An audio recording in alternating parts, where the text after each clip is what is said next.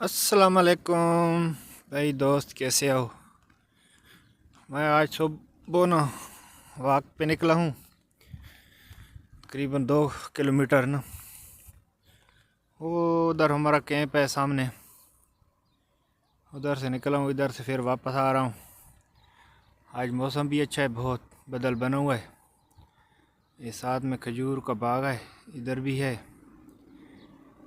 और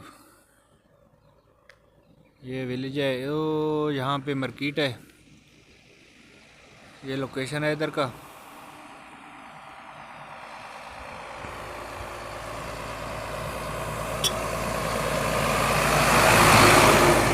हमारे कंपनी वाले ड्यूटी पे जा रहे हैं। मैं समझा आज वर्जिश कर लेते हैं यार, अच्छा होता है वर्जिश करते हैं ना। ठीक है, ओके, अल्लाह हाफ़िज़। Subscribe, comment, share.